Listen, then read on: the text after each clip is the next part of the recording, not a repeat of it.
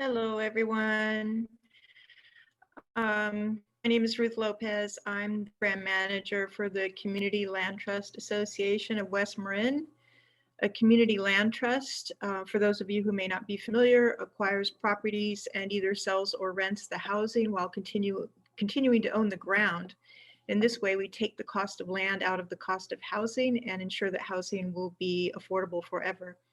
But I'm here tonight to talk to you about being a landlord and share my experience helping people become landlords through the Real Community Rentals program. The Real Community Rentals program offers incentives for homeowners to create a rental on their property and set rents at reasonable rates. This program evolved out of the countywide Landlord Partnership Program. The Landlord Partnership Program offers incentives for landlords to create new rentals or use existing rentals to house people with Section 8 vouchers. Their incentives include zero interest loans with principal deferred and loss mitigation funds, but that zero interest loan with principal deferred, that's a great source of funding for creating an ADU. And when you accept a Section 8 voucher holder as a tenant, you know you're going to get close to market rate rents and you're going to receive the payments on time every month because the checks are coming from the housing authority. So consider that program. The Real Community Rentals program is just for West Marin, but the Landlord Partnership program is countywide. Now, out in West Marin, there's very few Section 8 voucher holders, so the same incentives were extended to landlords willing to create a rental and set rents below market rates. That, in a nutshell, is what the Real Community Rentals program is. One of the most used incentives through that program has been assistance in becoming a landlord and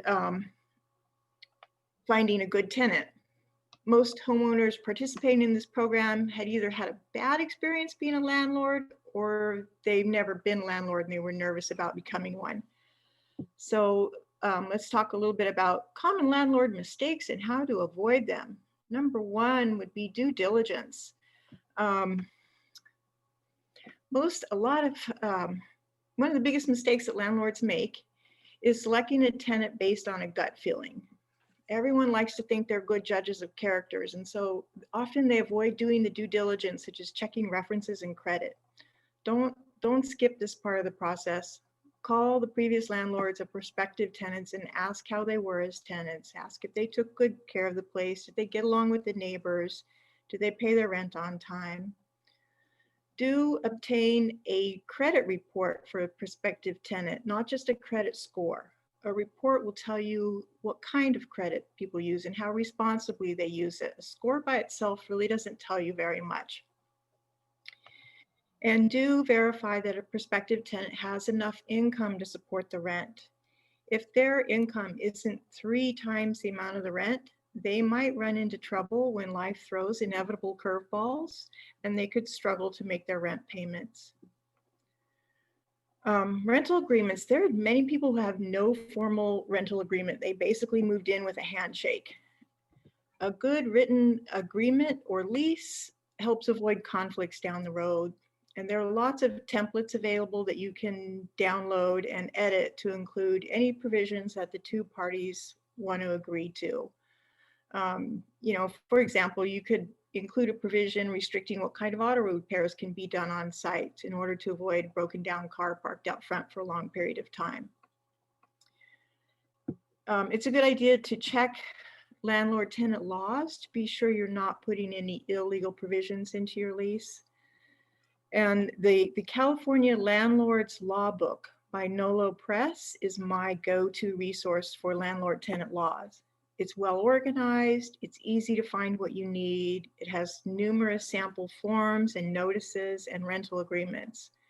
For example, what happens if you notice that a tenant's possessions are gone and you suspect they've abandoned the unit without notifying you? Probably this won't happen to anybody, but the NOLA book can advise you on the proper waiting periods and notification process should that happen to you. And lastly, healthy landlord-tenant relations. Don't expect someone who's never home and never makes a sound. Tenants are real people. Do be a good neighbor and cultivate good communication. Welcome your tenant and invite them over for a cup of coffee or a glass of wine. Get to know each other a little. Having good communications and rapport with your tenant is super important. A tenant who feels valued and respected will be a good tenant, and a good tenant is gold. Next slide. Flip to the next slide. There we go. So how do you find a good tenant? Advertising. You can advertise on social media, on Craigslist, in your local paper, or by word of mouth. It's a good idea to familiarize yourself with fair housing rules before you advertise for a tenant. In most cases with an ADU, you will be allowed to select an individual tenant, a single tenant, if that's what you want, but you're never allowed to advertise for a single tenant because that would discriminate against families and therefore violate fair housing law. Setting rents, maximizing the rent is often not the only consideration. Consider setting a fair rent. Setting fair rents will help you attract and keep good tenants. Of course, if you finance your construction with the loan, you have to take into consideration the loan length and interest rate. But try pricing your unit so it's affordable for a local workforce who might not be able to afford the high rents in the county. And then the last thing I want to mention is security deposits. California law actually prohibits collecting last month's rent in the security deposit. If you make the security deposit the same as the monthly rent, people tend to use it as a last month's rent, even though they're not allowed to. Setting security deposits is where I will take into consideration a credit report. If the tenant's credit is good, set the security deposit at less than a month's rent. If their credit's not very good, but their references are excellent and their income supports the rent, then set the deposit higher than a month's rent. And I think that's about it that I have. Open for questions if anyone has any. Yeah, so if you could put your questions in the chat box, we will go through and answer some questions about renting your ADU. So first question, can you recommend using an LLC or umbrella insurance to protect a homeowner from litigation from a tenant if they're injured on the property? Ruth, I don't know if you can answer that. It's very specific. It's a great I think question. that would, yeah, I'm not sure. I would look into an umbrella policy, but I don't know enough about that one to answer that. Sorry. Just more generally, typically, I'm guessing that you recommend people take out insurance on their ADU just in terms so that they won't be liable for damage, etc. Yeah, you're going to want to talk to your insurance, and you can also require that tenants carry their own renter's insurance. That's a good idea. A lot of times it's not required, just encouraged, but you can require that. It's not expensive, and it covers, you know, if there's a fire, it covers damage to all of their personal property. So Ruth, could you build that into the lease agreement? Yes, you can. Absolutely. Okay. Can you repeat the name of the book that you recommended, including the name and the author? And I'll write it in the chat box too. California Landlord's Law Book by Nolo Press, Nolo, Nolo Press. Okay. This question is tangentially related. Are there streamlined permitting benefits for below market rent ADUs? In unincorporated Marin County, if you deed restrict your unit to a certain area median income, and if you're interested in more information about this, you can send me an email. But you can actually receive up to $10,000 in fee waiver for building and planning. So if you're in unincorporated Marin County, then you can send me an email, or you can go to marincounty.org/affordable housing, and we have our application online.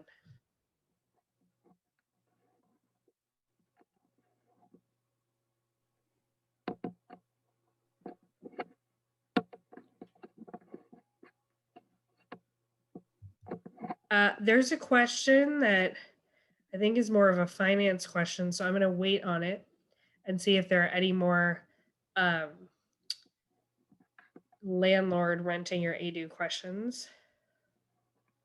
May I speak? I was just wondering about what you just said about the $10,000 what? So it's a $10,000 fee waiver. If you live in unincorporated Marin County and you rent your ADU at or below 120% area median income, there's more information about this on our website. You can get up to $10,000 rebate on your building and planning permits. Thank you. Okay, this is a good question, kind of related to renting. Are there rent controls on ADUs? So I can say that in unincorporated Marin County, we have just cause for eviction, and it's on properties that have 3 or more units, and that doesn't include ADUs. So we don't have a lot of restrictions in terms of rent control, et cetera, on ADUs. However, in several jurisdictions, and I think planners from the other jurisdictions can speak up to this question, there are provisions in place for prohibiting short-term rentals. I think, Danielle, do you want to talk about that for Mill Valley, and then we'll ask someone from Fairfax? I don't know what the provisions are in those two jurisdictions. Oh, yeah, we do not have any restrictions on that. But Okay. I will just chime in that, Tracy is with Home Match, and there is a program in Marin County as well as Mill Valley of if you're interested in trying to connect a local community member with an ADU potential, she'll email in the chat her information. So that's like a room, trying to connect people together, home seekers Great. and owners. Yeah. Thanks. There's a question about an ADU doesn't have to be rented, correct? It can be lived in by family members. That's correct. Doesn't have to be rented.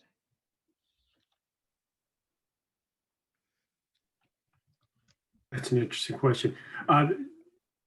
Jillian, regarding the question, oh gosh, what was the prior question? The short-term rental question. Yeah, short-term. Fairfax does contain a prohibition against less than 30-day rentals. So okay, that great. is in our code. Okay, thanks. All right, so I'm going to ask this question, and maybe Lindsay can help here. We're just going to go to a general Q&A. So if you have general questions, or if you still have questions about renting your ADU, or finance questions, or questions for specific jurisdictions, put them in the chat box and we'll get to them. Do people make this is, I think, for Lindsay, do people make their homes into a land trust and get money out to pay to build an ADU?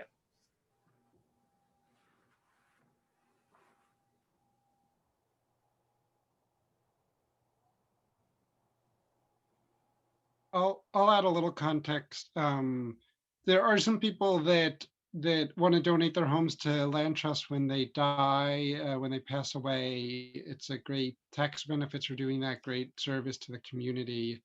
But traditionally that's done as like part of your will. Okay. Can I just add to that actually we are just looking into, as a community land trust that I work for, we're just looking into programs whereby you can receive income now in exchange for leaving your home to the land trust when you die. So it's kind of an age and place program. It depends. It's yeah. So there's ways to receive income in exchange for leaving your home to the land trust while you're still living there. Great. Thanks, Ruth. The next question, can I add 2 detached ADUs on my lot? What about if the 2 ADUs are attached but separate from main residence? You can add an ADU and a JDU. If you're adding 2 detached ADUs and they're attached but separate from the main residence, you're kind of adding a duplex. So I mean, that's just what I'm reading here, and that could be potentially possible on your site. If you want to put in the chat box what jurisdiction you're in, we might be able to speak to that a little bit more specifically. Right, but generally, if you have a multifamily unit, then you probably could do 2 ADUs. There's specific rules that apply, though. Most should build 2 ADUs, so it just have to be if you're allowed to build 2 homes. Yes. And then just an ADU doesn't have to be rented, correct? No, it can be used by family members. You can move into it. You can use it as your home office and then live there. Then whatever, over time, your kids can move back. They don't have to be rented. In fact, most of them that get built are actually for family members now. I think that'll change as people get used to it. Right now, that's the most common use. Yeah. So there were quite a few questions, I think, in all of our groups about property taxes. And I just wanted to let you know that I put the information in the chat box for our property assessor's office. They're actually the best people to talk to about your property taxes, because it's going to be a case-by-case basis if your property taxes go up or not. One thing that we've said in previous webinars is that if you're building a JDU, your property taxes won't go up. If you're building an attached ADU, your property taxes may go up a little bit, and then detached ADU, your property taxes will go up more than any of those other typologies. Garage conversions are usually less tax implications too. Right. Can you confirm that all ADUs are not subject to design review? Are there any cases in which design review, okay, I think they mean discretionary review is required. So I can speak for unincorporated, and then maybe Danielle and Ben can speak for their jurisdiction. So in unincorporated, there's no discretionary review on ADUs except if you're in the coastal zone. So if you're in the coastal zone, you're going to have to go to the Coastal Commission, and I would consider that discretionary review. Let's go to Danielle and then Ben about that. Sure, discretionary review would be required if you're asking for a variance. A tree permit might cause a bit of a delay, but would be allowed, but that would be a permit that would be required prior. And then if you're building, if it's part of a bigger project, the ADU is actually not discretionary, but the permit is not issued until the whole project is looked at. So there's some timing there in terms of having the design review of your complete project. If you're also doing an addition or a new home associated with the ADU, that the process just changes in terms of timing for that releasing the permit for the ADU. Yeah, Daniel brought up an excellent point, which is we're seeing more people when they're building new houses having as part of their application an ADU. And so what happens is that lengthens, in many cases, the time to get to where you're actually able to apply for a building permit for the ADU. It is considered non-discretionary. There are objective standards. If you meet those standards, you get to build. And our code, the regulations are contained in chapter 17.048. It could probably be more legible, but the state keeps changing the regs and we have to keep changing our code. I don't think they're super complicated to understand, and we're more than happy to help you. If you do exceed one of the standards, then you would have to request a variance. So whether it's encroaching into a setback, and actually, I might run afoul. I think our general take on ADUs is that they have to comply with all of our regulations. So we might need to come back to that response at some point. But I believe the way it's set up is what we say is comply with the regulations, and it's non-discretionary. And if you don't comply with the regulations, you may not be allowed to build it. Yeah, go ahead. Yeah, I was gonna say do a time check. I'm happy to stay later if people want to. We can continue if they want to ask questions, but I know a lot of people, we plan till late and we should probably wrap up for people who need to go. Yes. So what I would like to do is before we go, and I will do this for unincorporated Marin, but if all the jurisdictions can say how they can be reached before we do before we do this poll, how you can be reached, because I think every jurisdiction's trying to figure out, what they're doing during COVID. So I can speak to just how to contact us. So unincorporated Marin County, we have a virtual planning counter where we are, I believe, doing Zoom calls or Zoom conferences as well as phone calls and emails. I think we have a 3-day turnaround on getting back to you for that. And I will put the link to our virtual planning counter in the chat box. Our building division is still accepting applications as well, and those can be turned in person or I believe also via email.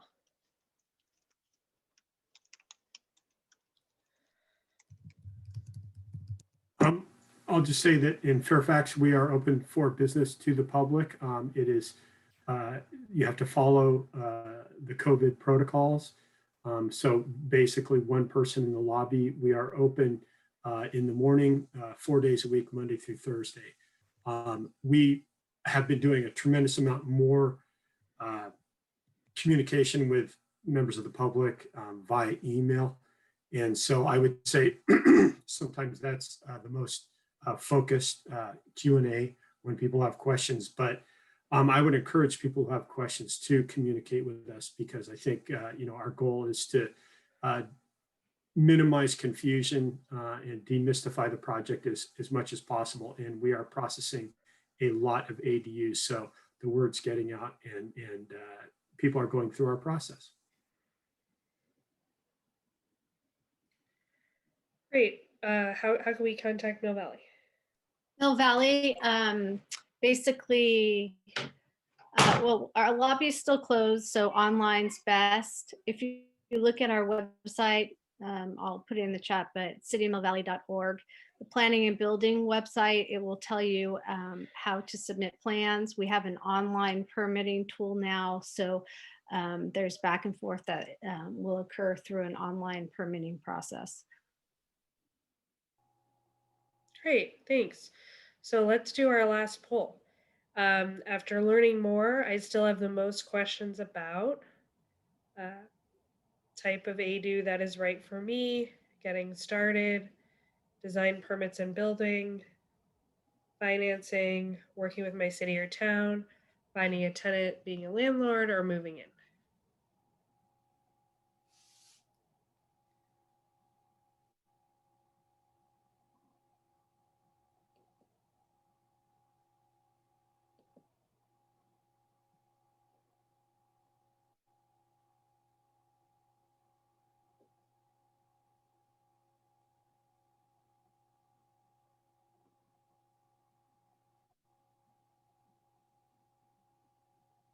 Okay, so there's still more questions about design, permanent building, type of ADU that's right for me, working with my city and town.